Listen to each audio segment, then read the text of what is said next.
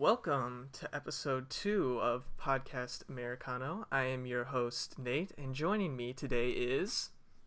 Hi, my name's Anthony. I work in film. Yeah. so, Anthony is another filmmaker friend of mine I've known for a couple years, and kind of contrasting what Felix and I talked about last week about, why we're going to film school. I wanted to talk with Anthony today about, why we became filmmakers and what inspires us in our art. So, if you want to start out, Anthony, what was the first, not necessarily film, but, story or, piece of art that drove you to pursue a career in filmmaking? Ooh, okay. So I would say the first thing that got me into filmmaking would be probably Amazing Spider-Man 2.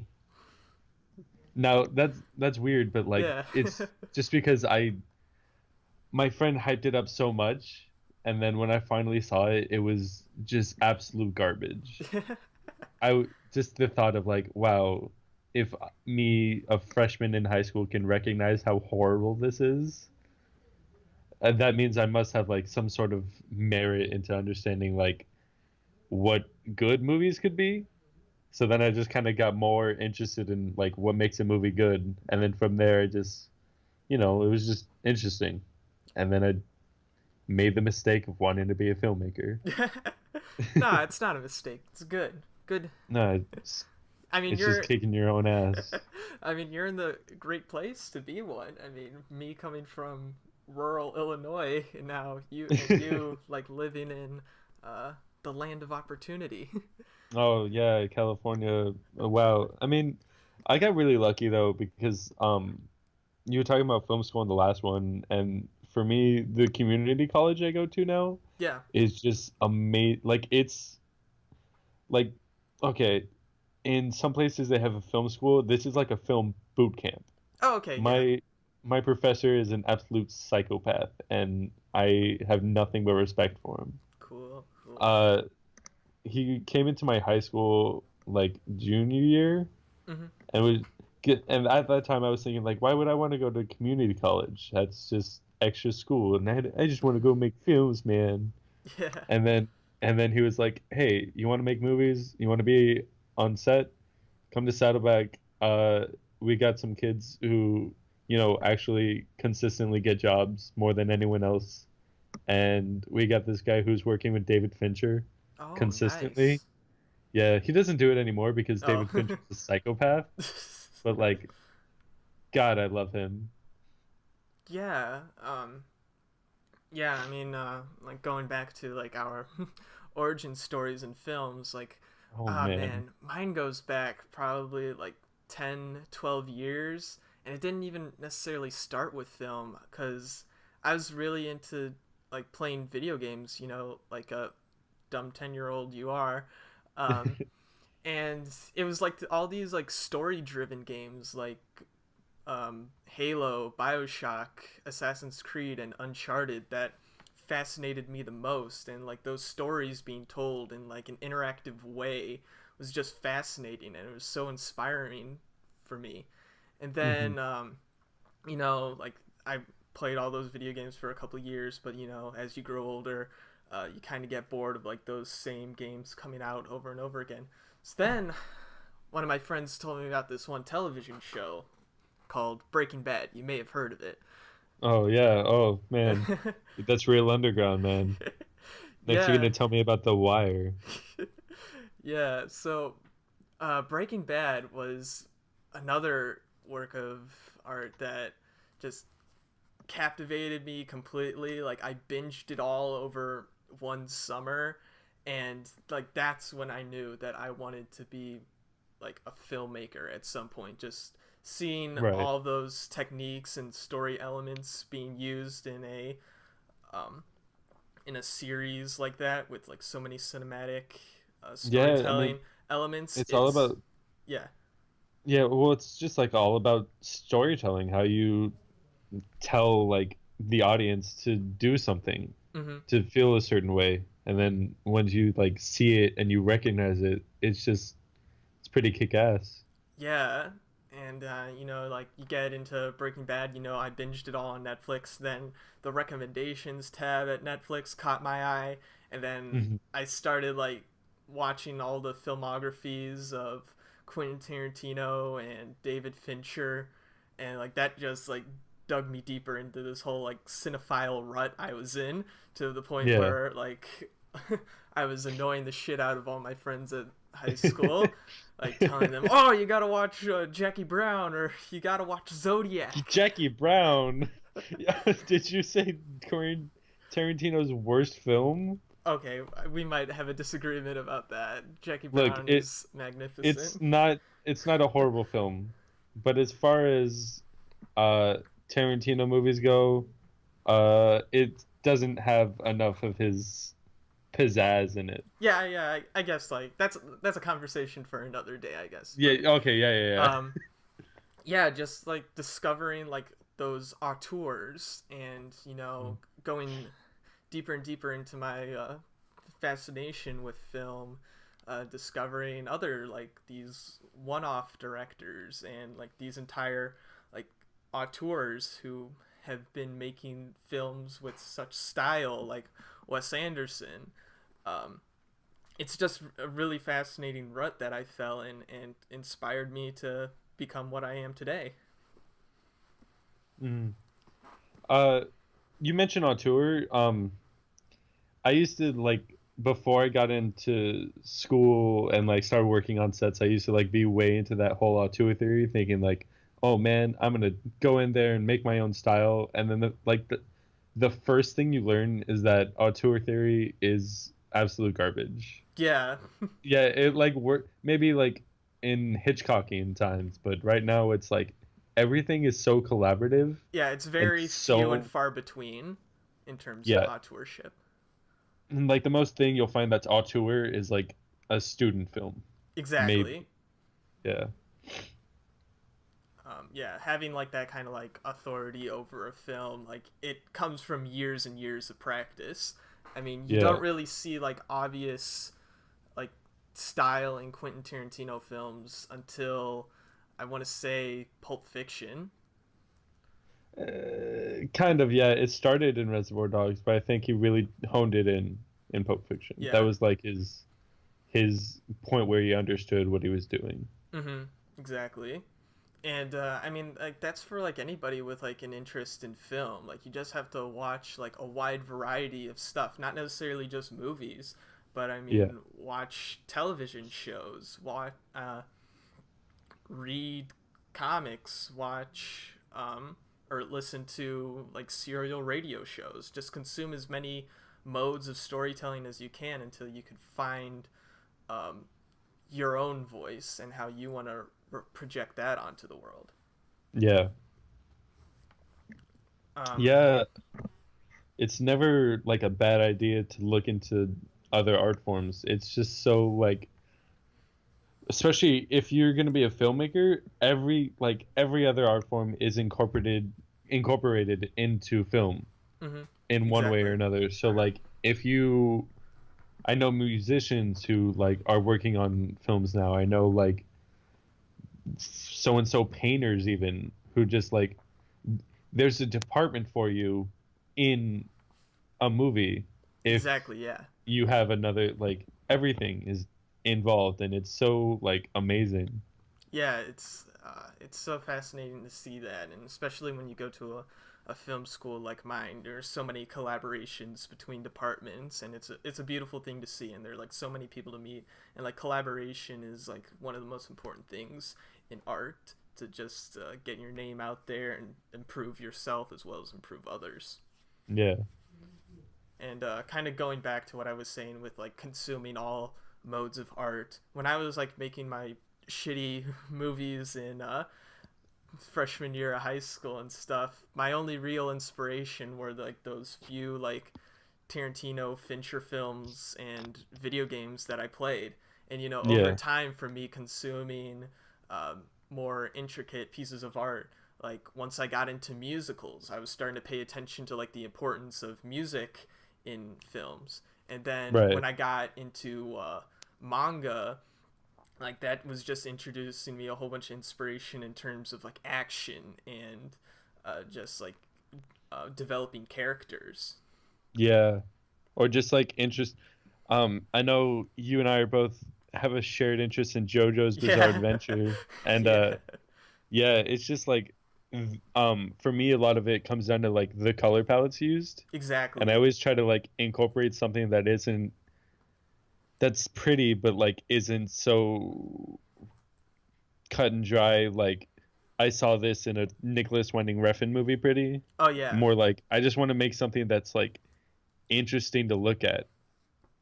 That Yeah. like that and then how can I make that also incorporate in the story? For sure. I mean, there's a lot that I'm noticing of like American movies taking like inspiration from like anime and manga. I mean, probably most prominent is like Blade Runner, the original and the most recent one. Is that like there's so much like anime inspiration that not only just came from that, but what inspired that really. Yeah. Yeah, like I think well my problem is like it's good, but there's also a point where it's like, okay, now you're just taking from an anime that you like. Yeah, yeah. Like There is always that like line between homage and plagiarism. That yeah. I mean, you could like there are like entire books written about that. Yeah. Um, but I mean, it's important to like just notice. It's important to like have like that inspiration, but to also like credit it properly. Um, Yeah. like that's another like important thing to keep in mind is that I don't care like how inspired you are by Hitchcock if you're um throwing birds and mirrors and shower Right. stabbing scenes into your I think movie. It's coming off as a bit plagiaristic. yeah, and I think a lot of it comes down to people are what's the word? People are replicating shots that they like from Yes, movies and other things, but they aren't understanding what makes them good in the exactly. first place. Yeah. Yeah, I think that's the biggest difference. Yeah, and that like ultimately comes down to what I mentioned before, just consuming like a wide Yeah, range of different art, and it doesn't always have to be good things. I mean, it's always yeah. important to differentiate the good from the bad. I mean, like what you mentioned with the Amazing Spider-Man 2, you were Oh able to God. recognize what a bad movie is, and I think that's just important to recognize what a bad movie is to recognize what a good movie is, Yeah. It's because just yeah, yeah, it just comes down to understanding like when you're a consumer, yes, you can just like take an art and be like, yeah, this is good, I like it, and then move on with your life. But like if you're trying to be an artist and you're trying to like actually make money off of it, the biggest thing is to like understand the art of other people and like under well okay, so yeah. you have to like understand the art of like things that modern people are consuming, but it's also important to like understand yourself and like the story you're trying to tell. Yeah. um the biggest thing I've learned is that in order to really make like a film play, you just need to just pour your heart out onto a script and Exactly. then Yeah. understand every like emotional beat to that script. Yeah. It's just a it's just a matter of like knowing how you feel and like how to display that feeling so other people can also do it. Yeah. Like, there's so much that like goes into like the art of filmmaking that it isn't something that you could just spend a week doing. Like, Yeah. scripts can take months to perfect, and getting the right actors and director and cinematographer, like going through all the, like, those storyboards and soundtracks. I mean, it's a long process, and when you're a young filmmaker, you think that you could just like pull out Just your phone and make something in a weekend. Um, yeah. and no matter how like beautiful the portrait is in your mind, if you didn't work it out, if you didn't write stuff down, if you didn't take notes, it's not going to turn out the way you want it. Yeah, yeah, oh my God. That's so true. If you don't understand your vision and display it clearly enough, Exactly. Yeah. it's not going to be good. Yeah. I And mean, yeah. yeah, I have so many people, like not necessarily filmmakers, but they're like telling me like these ideas that they have for films or comics and whatnot, and I always tell them write it down and yeah, come back to it every day and make it better or change something, add twists, do whatever, make a Spotify playlist that um, goes along with it. Just keep it all in your mind and keep like physically writing it down, because then that yeah. just keeps it in your head and keeps you working towards that larger goal. hmm Definitely. Yeah, and I mean, I can't like begin to explain like the importance that like music has in Oh my God. career as a Yeah. filmmaker. It's just that like everything that I do, not necessarily always filmmaking related, um, but just like doing like homework assignments or working out. It's just like music drives that entire process. And Definitely. when you're writing a story, the right kind of music can create the right kind of inspiration. Yeah, oh my, music I think is the most easily accessible form of inspiration because Yes, like you talk about when I say like recognize I want to be a filmmaker. I think a lot of music I listen to has been inspirations for me for like ideas of films. exactly. Yeah. Just certain songs make you like think of characters and what song would go to a character you've already thought about, or like an entirely new character based on just an idea you heard listening to so and so soundtrack from like Initial D or something. Yeah. Yeah.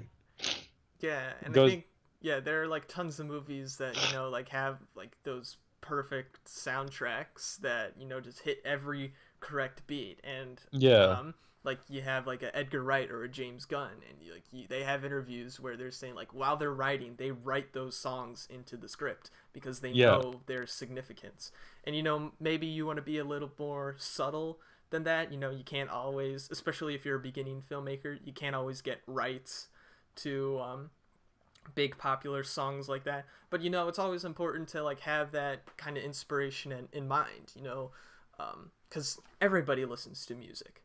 That's yeah. something that I think every human who can hear has in common. It's been around since the dawn of ears, I would assume. Yeah, I mean, just like every story.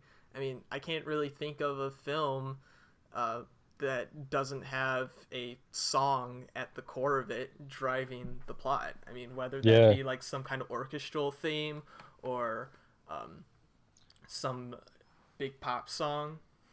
Big Pop. Yeah, like one of the things that comes to my mind is like Drive. Oh yes, yes. Yeah, like that's almost definitely a movie that came out of a song and then they wrote a new song. Mm-hmm. You could just you just watch it and you're like, I feel like I've felt this before. It's great. Yeah, It's really good. yeah. Definitely recommend that movie. I think it's like kind of like an underrated, overlooked film. Yeah. Oh, definitely. I, that and Perfect Blue are two movies I tell Oh everyone in my yes, film crew to watch. Perfect Blue is a good one. Um, hmm yeah. Because everyone's like, "Oh, I've seen Black Swan." Yeah, but you haven't seen the good version. I like Black Swan. I'll say that. It's not horrible, but it's just whatever. No, yeah, it's great. It's always important to like going back to what we said, like recognizing homage Yeah, and yeah, plagiarism, and just like searching for the right kind of inspiration, whether that be good movies or bad movies. definitely. Because I don't Uh, know, there are a couple like bad movies that have they're bad movies. inspired. Where? There are definitely some like bad movies that give you good education on what not to do. I think when we had that brief period of like those young adult teen novels being adapted into movies that were like Oh, uh dystopian futures. Like we had like Hunger Games, Divergent, Maze Runner. We had all of those, and I saw all of those movies, and oh god, they got boring so quick. yeah. Right after Hunger Games, they came out with Divergent. I was like, well, that's also another movie that inspired me, I think, because it's like it was so blatant in what it was trying to say, Yeah. and then it kind of just was lazy in its filmmaking, I think. Mm-hmm. It was very cut and dry. Here's the movie, go home. Yeah. I will say like I will always recommend people to watch uh bad movies as much as I tell them to watch good movies. Yeah. Because it is an important thing to differentiate, and there's a lot that you could learn. There's a lot you could learn from The Room.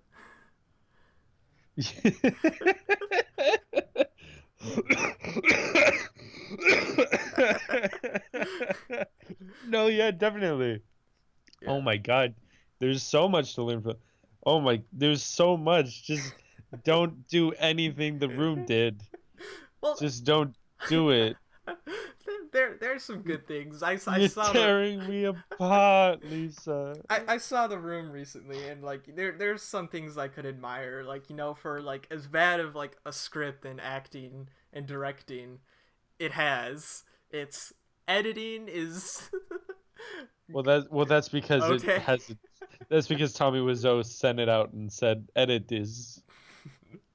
Yeah. Um, Edit my movie, my vision." my vision. Nobody respects my vision. Oh man, I'm so excited for the Disaster Artist. Like, I didn't know it was gonna be like a serious movie. I thought it was just gonna be like a comedy mockumentary based off of what actually happened. yeah. Oh god, that movie is my Star Wars. Like, Oh my God.